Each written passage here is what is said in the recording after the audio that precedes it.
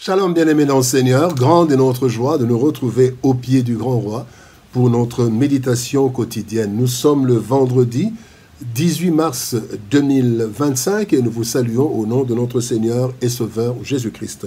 Pour notre méditation de ce jour, nous allons lire un texte dans la première lettre de Pierre. 1 Pierre chapitre 4 verset 8 dans deux versions. Parole de vie 2017 nous dit « Avant tout, aimez-vous de tout votre cœur, parce que l'amour efface beaucoup de péchés. » Bible catholique Crampon, mais surtout ayez un ardent amour les uns pour les autres, car l'amour couvre une multitude de péchés. La force de l'amour. La force de l'amour, tel est le thème de notre méditation de ce vendredi 28 mars 2025. Bien-aimés dans le Seigneur, la vie de l'homme est composée de beaucoup d'éléments de valeurs indispensables pour vivre et survivre dans un monde troublé et corrompu. Chacun de nous a un agenda, a son agenda avec une longue liste d'actions et de projets jugés importants selon l'espace et le temps. Le verset de ce jour nous invite à placer une vertu avant toute autre chose, au-dessus de tout. C'est l'amour. L'amour entre les humains, l'amour envers les autres. Il est écrit dans 1 Corinthiens chapitre 13, quand vous lisez du 1er au 3e verset, en fait, ce texte montre que tout est inutile sans amour. Sans amour, il n'y a rien de consistance. Sans amour, il n'y a rien. En effet, Dieu est amour et sans l'amour, il n'y a rien de consistant. Voici quelques leçons que nous pouvons tirer de notre verset du jour. Première leçon, parlons d'un commandement nouveau. Un commandement nouveau. Dans Jean chapitre 13, verset 34, le Seigneur Jésus-Christ dit « Je vous donne un commandement nouveau. Aimez-vous les uns les autres comme je vous ai aimé. Vous aussi, aimez-vous les uns les autres. » Dès la création, bien-aimés, la création de l'homme, Dieu a établi des lois pour réglementer la vie sur la terre, cette terre qu'il avait créée. Bien que le premier couple ait désobéi à Dieu, eh bien, ce dernier, donc Dieu, a continué à conduire l'humanité en établissant diverses lois. Le résumé de toutes les lois se trouve dans les deux plus grands commandements. En fait, quand vous lisez Matthieu chapitre 22, versets 37 à 40, la Bible dit, Jésus lui répondit, « Tu aimeras le Seigneur ton Dieu de tout ton cœur, de toute ton âme et de toute ta pensée. C'est le premier et le plus grand commandement. Et voici le second qui lui est semblable, tu aimeras ton prochain comme toi-même. » De ces deux commandements dépendent toute la loi et les prophètes. Je peux dire, c'est le résumé de toute la loi et les prophètes. Ainsi, Christ nous donne aux disciples, nous donne un nouveau commandement qui contient tous les 10 commandements.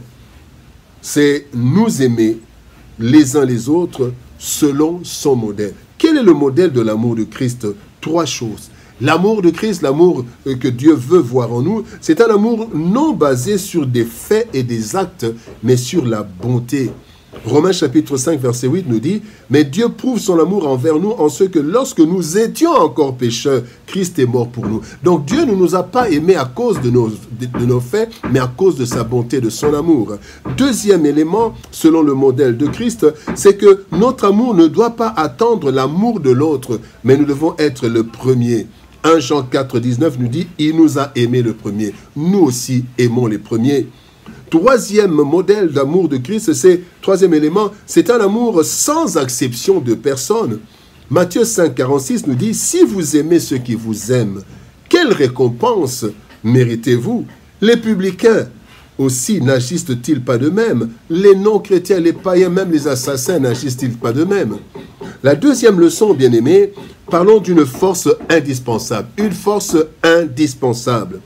Jean chapitre 13, verset 1er nous dit « Avant la fête de Pâques, Jésus, sachant que son heure était venue de passer de ce monde au Père, ayant aimé les siens qui étaient dans le monde, mit le comble à son amour pour eux. » L'amour était indispensable pour notre salut.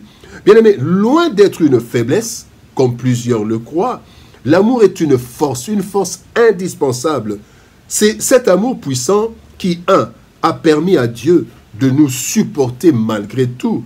Ésaïe 54, verset 8 dit, dans un instant de colère, je t'avais un moment dérobé ma face, mais avec un amour éternel, j'aurai compassion de toi, dit ton Rédempteur l'Éternel.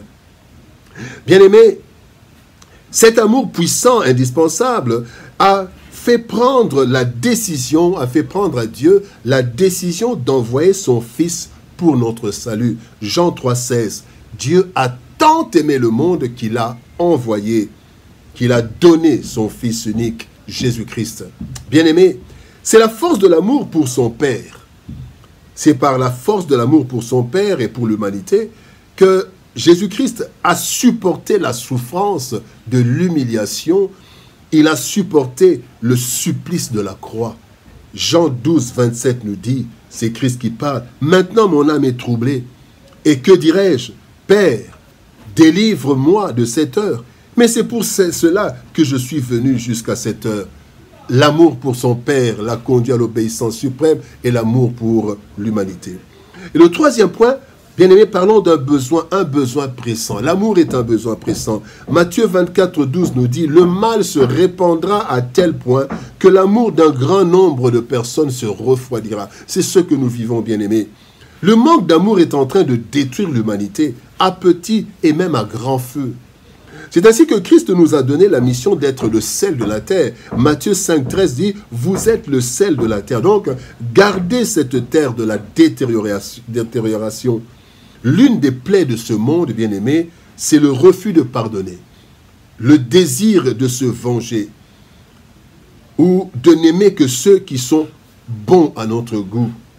C'est ainsi que l'iniquité divise. Cependant, l'amour, le vrai amour, bien-aimé, nous aide à aimer sans condition. Le vrai amour facilite le pardon des offenses. Le vrai amour nous fait oublier les fautes des autres. Le vrai amour pousse les autres à nous pardonner et oublier nos fautes. Prenons 3 exemples dans la Bible. Premièrement, l'amour de Joseph pour ses frères a couvert les fautes des frères et a aidé Joseph à oublier. Dans Genèse chapitre 50, verset 19, la Bible dit, Joseph leur dit, « Soyez sans crainte, car suis-je à la place de Dieu ?» Il a oublié, il a couvert les fautes de ses frères. Deuxième exemple, l'amour du centenier. Le centenier avait de l'amour pour Israël, et cet amour a fait oublier à la population que le centenier faisait partie des oppresseurs. Luc chapitre 7, verset 5, « Car il aime notre nation, et celui qui a bâti notre synagogue. » On oublie qu'il est oppresseur. Troisième exemple, c'est l'amour de Tabitha. L'amour de Tabitha qui a couvert toutes ses faiblesses, elle en avait certainement, et ne laissant paraître que ses bienfaits. Quand nous lisons Actes des Apôtres, chapitre 9, verset 39, la Bible dit « Toutes les veuves l'entourèrent en pleurant, et lui montrèrent les tuniques et les vêtements que faisait Dorcas pendant qu'elle était avec elle. » On a oublié tout, c'était juste les faits à cause de l'amour que Dorcas avait. Bien-aimé, la plus grande force sur la terre, c'est l'amour. Cependant, plusieurs l'ignorent et recherchent d'autres forces, d'autres formes de force qui, à la longue, détruisent plus qu'elles ne bâtissent. Cette force vient de Dieu lui-même, qui est amour. Selon 1 Jean 4, 8, Dieu est amour. En effet, bien-aimé, l'imperfection humaine ainsi que sa méchanceté suite à la chute ne peuvent être contrecarrées que par l'amour dont la puissance a poussé Dieu à créer l'homme et à continuer à l'aimer malgré sa désobéissance, au point d'accepter la mort de son Fils unique. Et cet amour a ressuscité Christ des morts pour le faire asseoir dans la gloire. Bien-aimés, aimons-nous les uns les autres. Et si nous n'y arrivons pas, demandons cet amour à Dieu pour sa gloire et pour le salut de l'humanité. Bien-aimés, la force de l'amour. Prions.